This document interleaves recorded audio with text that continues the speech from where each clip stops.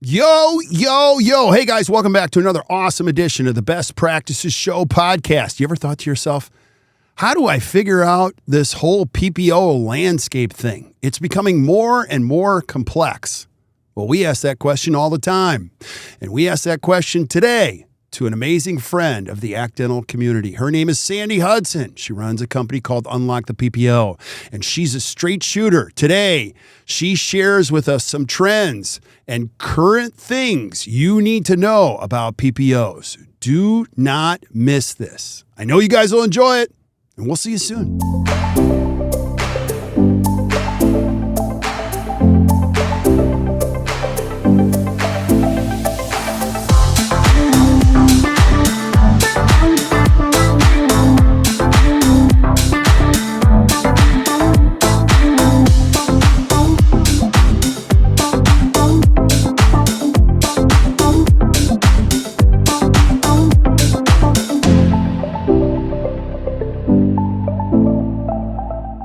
Hey guys, welcome back to the Best Practices Show podcast. You know the jam around here. My job is to bring the best experts in all of this noble profession to share information to help you create a better practice and a better life. And today I bring back one of my favorite of all time, Sandi Hudson, who has a great company called Unlock the PPO. And she's going to be sharing with us what's really going on in the world of PPOs and what you need to know as a dentist. So you're going to want to listen to this. So Sandi, thanks for being on. I really appreciate you.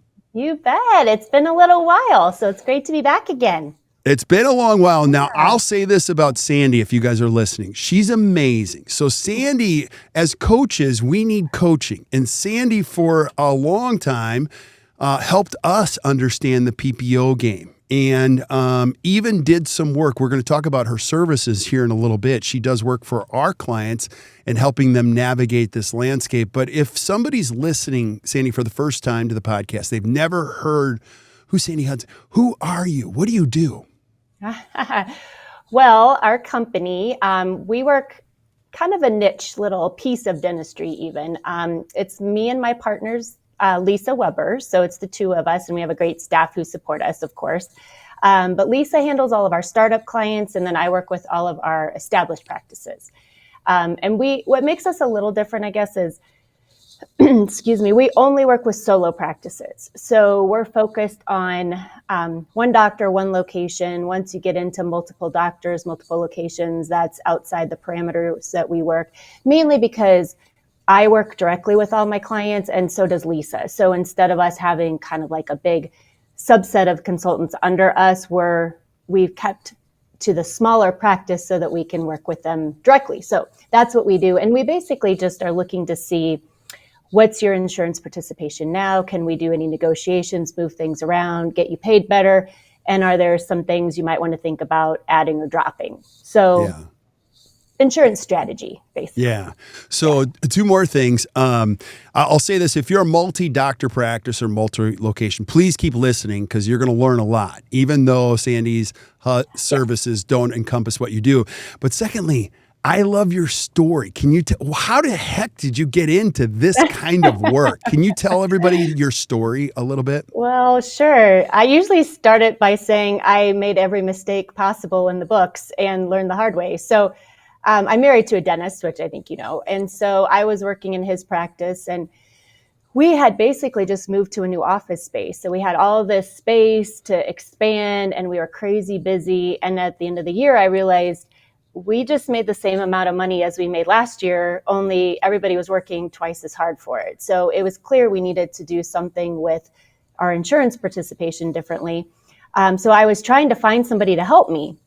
I wasn't super well versed in dentistry. I mean, I'd been working in it for several years, but as far as just actual contracting, I wasn't any kind of, expert in that. So I was trying to find help, and nobody was doing it. I mean, this has been now a dozen years ago.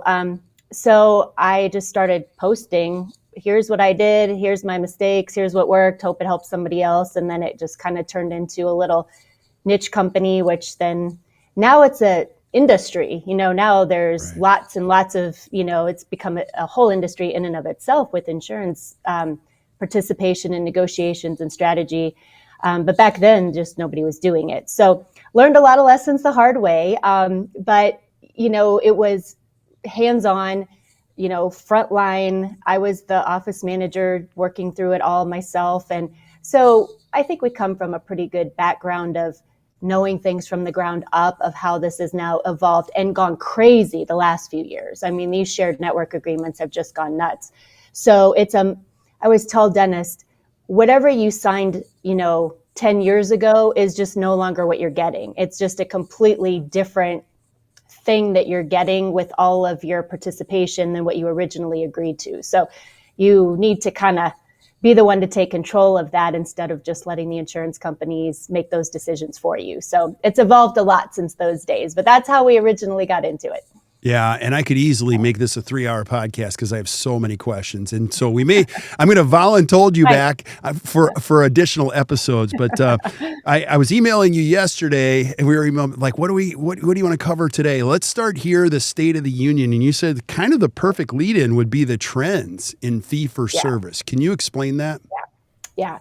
So until recently, I'd say the last couple of years, most offices complained about their PPO fees, but they didn't necessarily make drastic changes with them. Even if it was a crappy fee schedule, it was just seemed hard for them to completely let go of them a lot of times.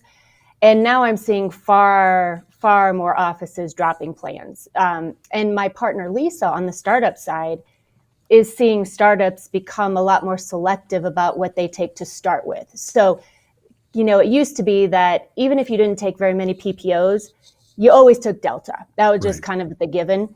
Lots of her startups are not even taking Delta now to open a brand new practice. So we're starting to see, new practices be more selective. On the established side, the big trend I'm seeing, and I feel dumb even saying it because I feel like dentists know this more than, I don't need to be telling them this, I guess. Right. But after COVID, we saw things start rebounding in terms of here, patients are coming back, offices are getting busier, but now all of a sudden they're dealing with higher supplies. I mean, everything's gone up in price, but even more so, the staffing issue right now is just huge.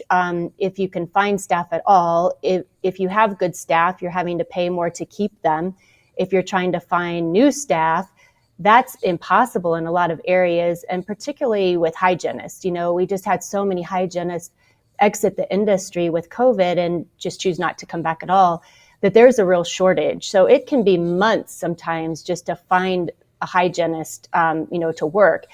So you've got that whole side, expenses are going up. And then now on the flip side, you've got PPO fees that are staying very stagnant. So most of the doctors I talk with are really, in a place where they're like, now is the time. If I'm going to be changing my insurance contracting, whether I like it or not, there's not a choice anymore. I'm just not able to pay more to a hygienist than I'm getting from an insurance company for a pro fee. And a lot of dentists are telling me, really, they're supplementing. They're lowering their income in order to offset higher staff expenses that they need to pay for just to keep things going. So, that's a tough deal. At some point, something's got to give with that. And so I'm just seeing a lot more offices saying, at least these maybe bottom ones, we got to start somewhere. Let's start looking at these bottom payers and let's figure out how we can get a game plan and at least start chipping away little by little. If you're not going to do anything drastic, which is often not the best case, going from a heavy PPO practice to a fee-for-service practice overnight is not necessarily the recommended action for most offices. But how can we at least look to see what's working, what's not, and let's get some kind of game plan to get some action? Yeah, I'm so glad you said that because a lot of times people they don't hear the information correctly. They're like, well, does that mean I got to go fee for service? No. Mm-hmm. And to your point, let's chip away at this and make sure that we have the right type of participation, whatever patient segments that we need as we grow our practice, because hypothetically you could still participate throughout your entire career, but you're now the captain of the ship. You're deciding how to do that and things like that. And then also on the trends, now I shared this with you before we went live. We do a lot of education here. The average practice that writes off, the write-off percentage, I asked you, we heard is 42%. And I asked you, is that what you're seeing on your side? And you said what? Yeah, right on the money. I'd say that's a good, and there's a lot of variance, not because it's not like one practice necessarily has better PPO fees than another in all cases. A lot of it is just where do you have your cash fee set? So, if you've got an $1,100 crown and your neighbor has a $1,600 crown, but you both have the same PPO fee schedule, one is going to look relatively better than the other. Right. And so a lot of it is, where do you have your cash fee set? But I think, yes, if you've got your cash fee set in sort of that, let's say 70th, 80th percentile range, kind of the sweet spot for most practices, then I would say, yeah, looking at a 40% write-off is what I would see in most cases. It's just an average. Yeah. And so we see the same trends as you. I'm so glad you said that. And two, we've heard also when it comes to fee-for-service practices that have gone the distance and have decided to be paid full fee is also rising. So it went somewhere in the 8% to about 13%. A lot of what you said. We had a lot of doctors during COVID go, no, this is the time. If there was ever a time to make a decision and you put all of these things together, here's one of my real questions. Like, how many people do you see move in that direction that fail? Because a lot of people think, well, my practice is going to die. Do you see that in any respect? No, we don't. And granted, with our work, we're not working with clients for years and years at a time. So What we do is go in, do all of the insurance analysis. They make their choices. We're usually working with most offices for a year, maybe a year and a half kind of range. But yeah, it's not like we get offices that come back and say, oh my gosh, I have to jump back and network with all of these companies. And now I think part of that is because I tend to be a little more non-drastic with my approach as well. Like to say, let's make this successful because look, if you're grossing, let's say $800,000 a year and you've got one of these bottom payers and you're grossing $30,000 of production with them, let's be real. If you drop that company and every single patient left, which is not going to happen, but let's just pretend it did, you're still in great shape. You're not jeopardizing, you're not risking your practice in any way. So there's ways that, when you do this gradually and you start with something that you have no way not to be successful with it. I mean, You're going to, if you just clear out a few patients so you can get, your hygiene patients in 4 months instead of 5 months, you still come out ahead because most practices are booking out so far on hygiene that just clearing the decks a little bit to be able to get in a higher paying patient is actually a good thing. And, I think the hard part, I tell this to doctors all the time, and I relate to it because, I'm married to a dentist. We still have a dental practice. You spend all of these years going, how do we build this? How do we treat patients well? How do we keep them coming back? How do we give great patient service? And then you get to a point where you're too busy and it becomes really hard mentally, even when you see the numbers on paper that say, we actually are a little too busy. We can't get in a new patient for 2 months. Well, that's not doing anybody any good. So you actually would be better off intentionally shrinking the practice just a little bit, but it's really hard to do that, when you've spent all of these years wanting to build and never wanting a patient to leave. The thought that we could actually stand to lose a few patients to make the practice healthier, it's a little hard of a, kind of a mental shift to make.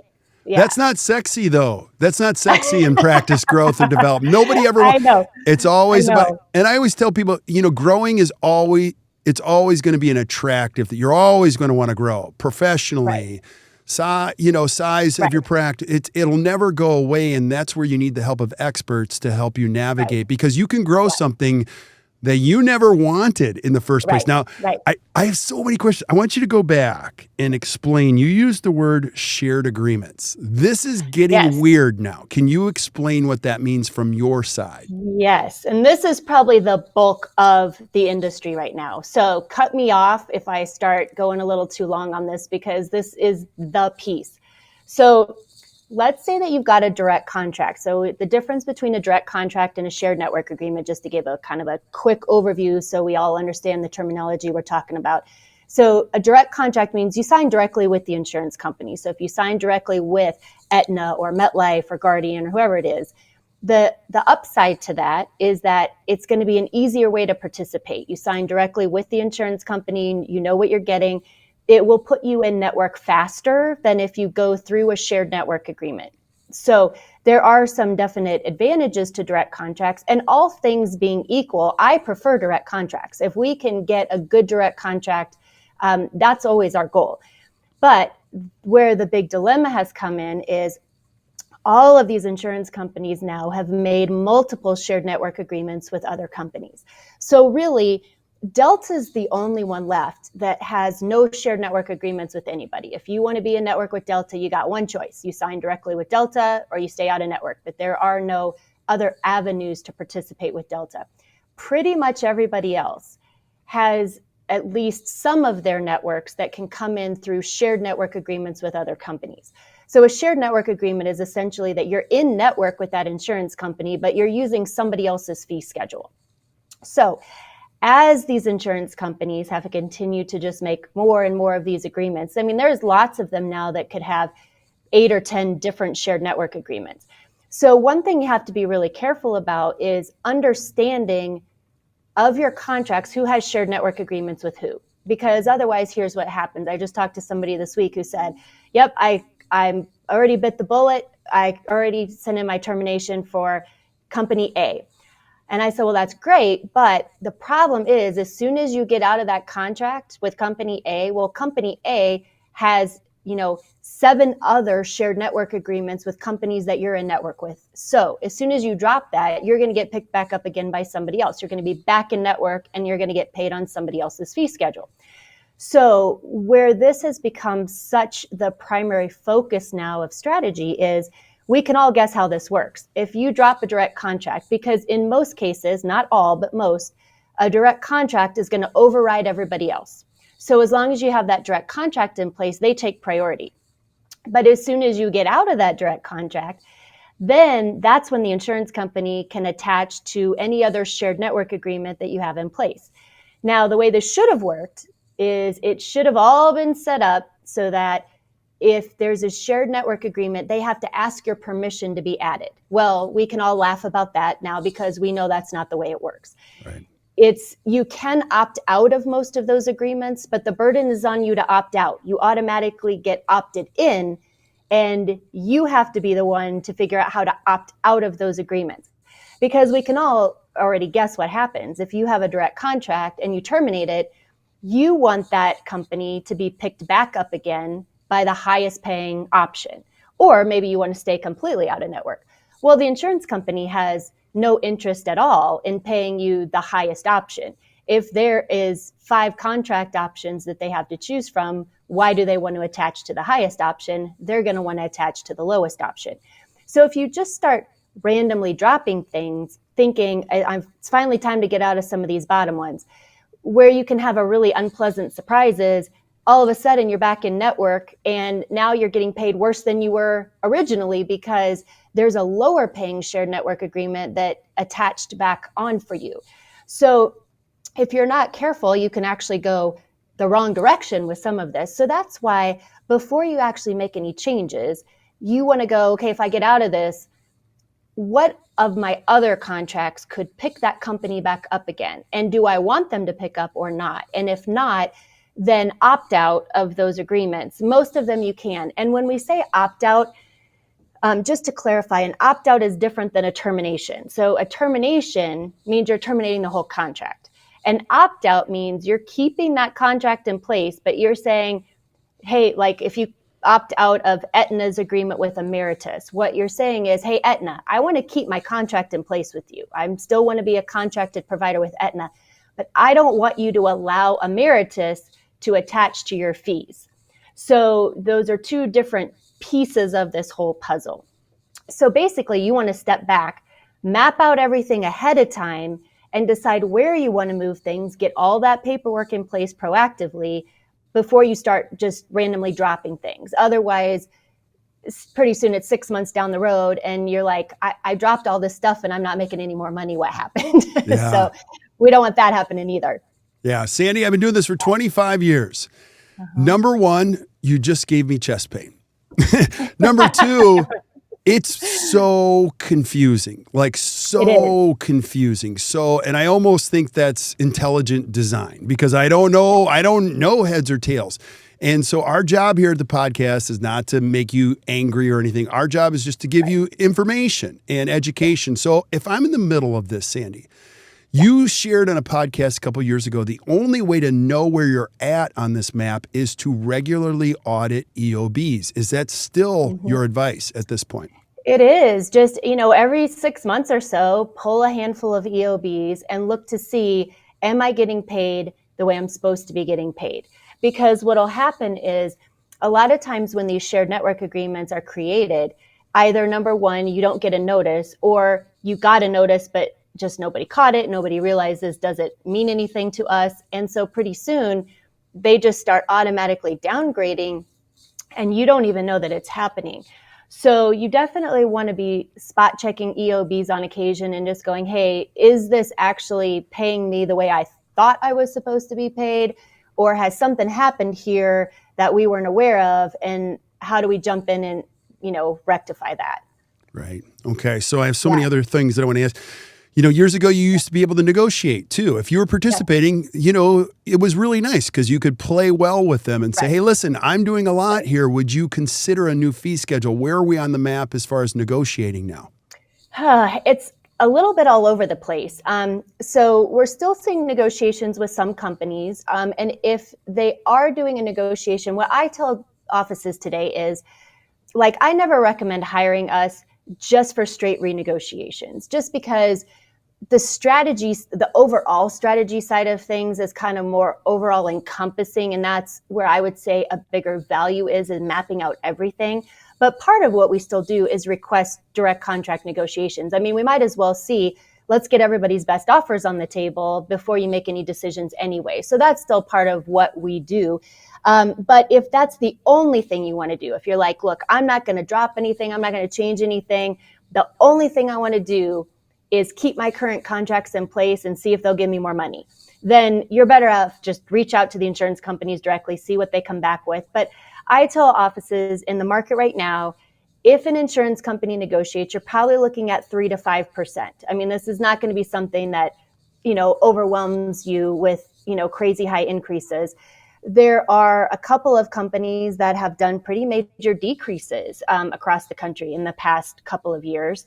So keep an eye on that. There's a few that have, and I won't mention names, but I'm sure most of your listeners are pretty aware because there were some big ones that have been issued the past couple of years. And, you've really got to keep still requesting every 2 or 3 years. They're not going to do a request or look at it more than once every 2 years, sometimes once every 3 years now. So honestly, don't waste your time every year going back. But if it's been 2 or 3 years, go back and ask. All they can say is no. So it's certainly not going to hurt you to ask. It's just, you're not going to see a big difference in the industry is, we used to work with some amazing reps with the insurance companies, and we still do work with some amazing reps, but their ability to have the same kind of discretion to make big increases is not as much there as it used to be. I mean, this is kind of a different game now. So there's just not, it used to be if you had a really low fee schedule for your area, then the insurance company reps would kind of go, yeah, this is pretty low. Let's get you up into a more reasonable range. And we would see some that would be bigger increases. There's just not as much of that now. So if they do anything, you're going to see a little bit more of kind of almost a cost of living increase kind of range. You're not going to be looking at, huge increases in a lot of areas. Now, that's in general. There's always a case to be made if you are in an underserved area, where they need providers. And a lot of this is just timing. Sometimes an insurance company last year did not negotiate, this year they are. So, it's still good to just continue to keep that in a rotation with your practice where every couple of years you're checking back. You just don't know. In your area, things can change. But there's not necessarily a lot that you're going to be able to do to make that increase bigger outside of how badly do they need you? That's the big thing. Yeah. Yeah. So I think if you're hearing this or listening to the podcast, number one is you got to know your data. You got to know where you are and what's really going on. Then you have to create a plan. Now, let's say, Sandi, I do have a plan. Let's say I've been following you. I've been working with you. I'm like, okay, So now I'm at 50% PPO. You know, that might be one of the questions I have is how do I determine what percentage of PPO? Now you also changed my brain. You're like, don't think of it like that. It's procedure code. So I want to ask you about that. And then I also want to ask you, don't let me forget, on this whole term scheduling out. That kind of gets into a gray area. Yeah. So let's go back to the first. I have so many questions. Let's go back to how do I determine how PPO, how much I participate? How do I look at this data in a correct way? Do you have a thought on that? Well, this is pretty broad, but the way that a lot of times sort of almost, I guess I would call it a practice life cycle maybe goes is just often you do a startup, new practice, and usually those offices tend to go a little bit heavier PPO to start with, just to get people in the door. And then, the thought is, let's build a good relationship with these people. Let's give it 2 or 3 years, and then let's, reevaluate along the way. So assuming, and not all practices, but that's, I would say, more typical. And then, as time goes on, you see things like, okay, you've got practice debt and student loan debt gradually being paid down over years. And then pretty soon you're debt free. And then you start to see, okay, now maybe you're more in the 40 to 50-year-old range. And you go, okay, I can step back now and I don't necessarily have to be as busy as I used to be in order to cover all of my bases. And I remember that. I mean, I remember having 3 little kids and being a couple years into a new practice. And I mean, I remember a lot of sleepless nights laying there thinking, okay, we got the supply bill due in 3 days and we got payroll in 5 days. And, that's a real thing. There's just with the cost of dental school now compared to where it used to be, this is dental practice owners have to be more business oriented maybe than they did 20 or 30 years ago. There's just a lot more at play here. So then you kind of get that end trend where you go, I just don't have to worry about that as much. And I have the ability to get out of some things that maybe I wouldn't have done 5 years ago.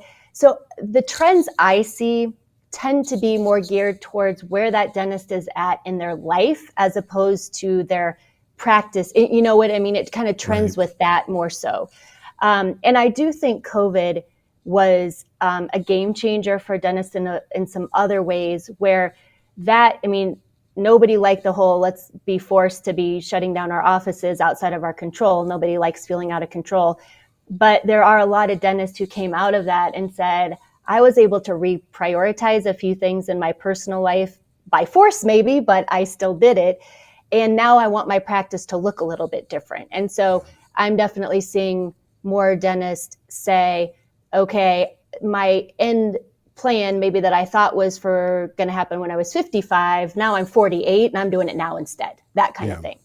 So I'm seeing that shift a little bit downward. But that didn't really answer your question as far as percentages at all. And I don't have a great answer for that because I'm a really big kind of proponent of what do you want to do what do you want your practice to look like? And how do we find a game plan that fits it? I mean, I know there's a lot of thought of there's one way to do things and everybody should be PPO and be efficient or everybody should be fee for service. And, for me, I just feel like whatever you as a dentist, the way you want your practice to look, just how do we best equip you to get there as opposed to finding the, one plan fits all for everybody. So. Yeah, I love your answer. I love it. I love it. And that is absolutely true. The coolest thing about this profession is you don't have to live by anybody's rules. You make the rules. You make the hours, you make the rules, you make the fees. Yeah. And that's why people are like, well, why isn't going to be go like to medicine? Because we are not giving up that control ever, so. Yes. Now and again, I love every minute I get with you. I do want to ask you about a gray area. I hear terms consistently like scheduling out. So when you have figured out you have a less desirable PPO that you're participating with, some experts suggest you schedule out. What would you say? Because it gets into a kind of a gray area. What do we need to know about thinning our practice with less desirables? Is there a way to do that? Does it go against the grains of the law? Like what do we need to know? Mhm. Well, I think the biggest indicator is if you've got a new patient calling and you can't get them in, then that's a problem. Right. And if you're saying, well, we can get you in, but my next opening is July 17th, well, that doesn't do you any good, because when you think about it, you've only got 8 hours a day or however many hours a day you see patients to see patients. If you're booking out 6 months instead of 2 weeks, what is that gaining you? I mean, you can only see one day of patients at a time. So continuing to just book farther and farther and farther out, that doesn't get you anything other Right. than just a continual backlog of people who are waiting to get in. And where I think a lot of dentists can make a mistake is when you get that busy, your first thought is, how do I hire more people to take care of the load of patients who are trying to get in? And not that that's a bad idea, but what can happen is you're booking out, and you're like, I've got to get an associate. But before you do that, if you are able to see your numbers and if you look and go, you know what, we've got $300,000 of production a year and we're writing off over half of that amount. Okay, as soon as you hire an associate, now not only are you as the dentist taking a 50% hit, you're now paying somebody else out of pocket on top of the 50% hit that you're taking. So is there a case to be made to say we would be better off, instead of doing $1 million worth of production, doing 800,000, but we knock out, $200,000 worth of PPOs where we're collecting our full fee for that? Because most patients have out-of-network benefits. I mean, it's not to say you're going to keep all of your patients when you go out of network, but it's also not to say you're going to lose all your patients when you go out of network. I mean, you're still, if you could lose 50% of your patients and still collect exactly what you're collecting now, wouldn't you rather do that than book out further and further or hire more staff? Which, I mean, let's be honest, most dentists, one of the hardest things that they deal with is the staffing side of things. I mean, for most dentists, continuing to expand, it still may be a good idea. I'm not anti that, but we have to admit it brings another set of headaches and another set of cost with it. So is there sometimes where shrinking things a little bit, and then when you get your reimbursement rates where you want them and you're happy with them and you're still too busy, then does it make sense to add an associate at that point? Because then you've got the level of reimbursement rates that it makes more sense to pay extra people to come in. So some thoughts, not that there's a right or wrong answer. Some people do amazingly well with PPO efficiency and lots of associates as well. But I do think that sometimes the first thought is, how do we just hire more people? When the first thought maybe should be, are we making what we should be making on the production we're already doing before we go that route? Brilliant. Brilliant. Yeah. And then once we determine that, I'll even go one layer deeper on this. Okay. So Sandi, I'm kind of in a sweet spot of where I want to be. Now I'm getting two types of calls: PPO less desirable and PPO people that want to pay my full fee. Can I, schedule strategically where I have more fee for service people come in? Because by law, if you read the fine print, because the fine print says you have to treat every one of those patients with the same respect, but it doesn't mean I've got to flood them into my schedule. And again, I don't know the answer to this. You live in this world, but I get these questions all the time when I go to major meetings. Can I schedule the less desirables further out to add more fee for service? What do we need to know about that? Yeah, and I think you can certainly decide too, where's your hardest spot to fill? Is it 1 p.m? Okay, well, maybe you have openings, but maybe the ones that are paying you less, you still have the same amount of openings for those patients, but maybe you use those to fill some spots that are a little bit harder to keep filled. And maybe those after school times are ones that, you, again, same number of spots, but maybe you just are a little bit more strategic about how you place some of that. Yeah. Okay, cool. Because I was just always curious about that. I think one of the important things is that there's no laws that tell you how to govern your time. You can use your time however you want. And you always have to treat people with respect and the same level of respect. But I think as any clinician, even if you're not in PPO, you still play the same game. How do I best use my time with the right type of people to build what I want? And I think that's the important message. And I love your caution about before we expand, let's figure out where we are. Now, going back to that, the expansion thing. So again, let me propose another scenario that I hear. Sandi, I'm on this Premier plan thing and we're doing pretty good. I like it all. And I'm going to bring in an associate, or I'm a younger dentist and I'm going to buy a Premier practice. I hear this all the time from young kids. I bought a Premier practice, and I say, you bought a Premier practice. That does not mean you are on Premier. True or false? Yeah, it depends. So Delta's a little bit different because their rules vary state by state. Right. So the tricky part about Delta is you can't really just give a blanket answer because it really depends on what state you're in.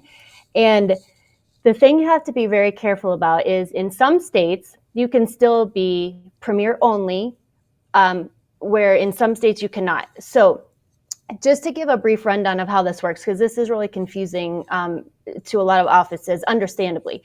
But let's say that you are participating with Delta PPO. Okay, you still have a Delta Premier contract. So technically, you still have a Delta Premier fee schedule. It's just that when you take both Premier and PPO with it, Delta's almost always going to downgrade you to the lowest PPO rate. So in that case, you have a you have a Premier fee schedule, but it's essentially irrelevant because they're just never going to pay you on it. So then the big question, this is really what you're asking, is in what cases can you not take the PPO and keep only that higher Premier fee schedule instead? So in some states, you can still do that. Anybody can do it. You can just say, I just want to be Premier only. I don't want to take PPO. But in other states, you cannot. But the thing you want to be careful about is, number one, let's pretend like California, you cannot. So if you, though, let's pretend you're a California doctor listening right now, and you remember that you signed your Delta contract back in 2010 when you first did a startup. Well, that was before they changed the rules in California. So even though the rule is no longer that you can move to Premier only, if your contract predates when that change was made, you have the old version of the contract and you still can drop PPO and move to Premier only. So if you have any questions about what's my situation, am I allowed to drop PPO and move to Premier only, get it in writing. Get it in writing from Delta. Can I drop the PPO portion of my contract? Now, if you're, though, let's say you're going to buy a practice in California. So this is what you're talking about as far as, yeah, I bought something, but did I buy the same thing the previous owner has? And no, you are not.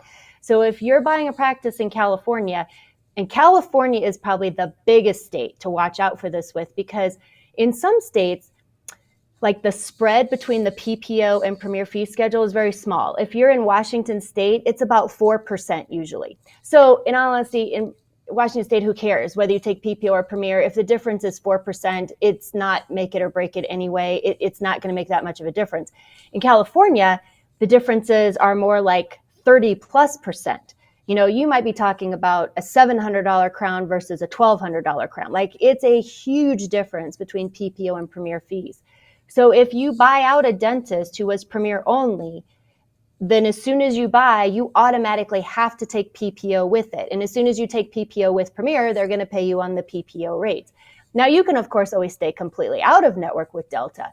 But just be careful if you're buying a practice, if you're doing a startup, like if you're doing a startup and you are Premier only at an associate position, but they've changed the rules since you added, you still have to check the rules for your new startup because they're going to be different tax ID numbers, potentially different rules.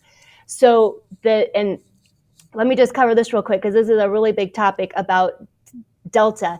Let's say you're Delta PPO and you can move to Premier only. The first thing that most people say is, it doesn't matter. I don't have any Premier patients. So what good does it do me to move from PPO to Premier only because I don't have any Premier patients? And that's absolutely right. You can probably count on your fingers the number of true Premier policy holders that you have in your practice, meaning they're going to pay you on Premier rates no matter what. But that's not what you're looking for. What you're looking for is how would your PPO patients' benefits work if they were to see a Premier only dentist?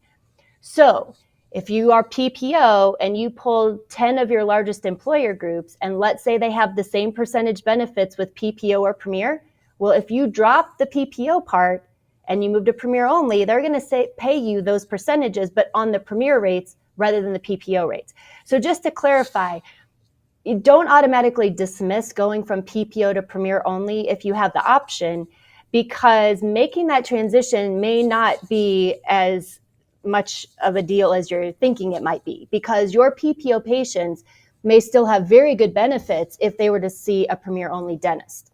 Yeah, so well said, Sandi. And I would just love to have you back again and again. I have about 6 more topics I want to cover on shows. I want you to talk about your services, but before we do that, any last thoughts you have on, current state of the union in participation?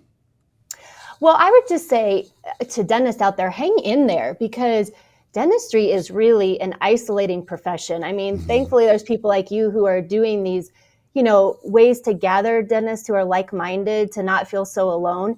But boy, with the past couple years of everything that's happened with the economy, it is pretty easy to feel, a little down about getting all the pieces put together. And so I would just say, hang in there. It's easy to feel like I'm the only one going through this. And we've got a little bit of time probably to climb out of some of these, economic forces that are at play for a bit. But just to remember, most dentists are really doing a great job of doing everything they can to maximize, what they can do, but just stay on top of it. But, kind of keep the faith. It's been a rough couple years, and this industry has gotten a little crazy with all these agreements. So it's easy to feel like you're the only person who's lost with this insurance stuff. And I'm telling you, this is all we do all day long. This is it. We don't do billing, coding. We do nothing else with insurance but this. And we have a hard time keeping up with all the changes that are going on. So this is just not something anybody should think they're missing out on if they don't know all the ins and outs. It's something the insurance companies have made convoluted, not the dentist. Yeah. One of the secrets to life is to surround yourself with great people who are great. Sure. And that is why we have Sandi in our lives. So Sandi, you've done some amazing work for some dentists in the ACT dental community. But if I've never heard you before and this is resonating, how can you help me as a dentist? So how does it work? Yeah. So if it's something that you're like, hey, I like this idea, but I just don't want to have to deal with this myself, I'd rather have somebody guide me through it. Kind of what we do is, like, if you end up working with us, we have you send us your reports, fee schedules. We do an analysis to show, let's take a look at the impact all your current fee schedules are having. And then we get offers from, either increases, things that you've already got in place now, or new offers. And then I basically map out your strategy and say, okay, here's all your options. Now let's talk about what seems like a good fit, what doesn't. And then for any changes you make, we're with you with the paperwork and support pieces through that. So yeah, if it's something, that seems like, I know I need to do this, I just need a little bit of hand holding and guidance to just kind of keep me moving through the process, then that's, who we're a good fit with. And I think you've got our Facebook page, and, we have a little form on our website. You just fill it out, and then it just, has you give us your list of contracts, and then we will tell you, hey, do we think we're a good fit or not? And I think, you know me well enough to know there's a lot of times where I'll say, you know what, not that we're trying to turn down business, but I just don't think we're a good use of funds for you. I would rather see you use this towards something else, because I just don't think we're going to be able to get you something more than you could do on your own. So if it's really not something I think we can help you with, we're pretty upfront about that. And then, if it's a good fit, then here we go. Yeah, I love that about you. And I've had people say, I called Sandi. She told me she couldn't take me on or couldn't work with me. I'm like, she's a straight shooter. She's going to tell you the truth. I will tell you one of my favorite stories, if you guys are still listening up to this point. So I had Sandi work with a doctor out west, and he didn't change participation. He just switched from one plan to the next. And so, because it was a better fit for his office, he sent me an email. He's like, okay, that saved me $42,000 just with that one. In like 4 days. That's how fast. So again, it's really about making sure you got a clear path to where you want to be. And Sandi, we are just so grateful to have you be part of this community. So thanks for being on. You bet. It was fun to be here. Thanks for having me. Yeah, well, I'm not letting you out that easy. You're going to come back again and again and again. So stick around while we say goodbye to everybody else. But Thank you guys for listening to the Best Practices Show. Hey, if you enjoyed today, which I know you did, just do us a favor, hit the share button, share this with your friends, and keep sending us suggestions for what you want to see on the show. I'm lining them up. I'm going to have Sandi back if she agrees to it again and again and again. And send me the difficult questions, and I'll share them with her, and we'll get the answers straight from the experts. So, but I want to just thank you guys for listening. And until you guys hear from us or see us next time, keep watching or keep listening to the Best Practices Show. You guys enjoy your day.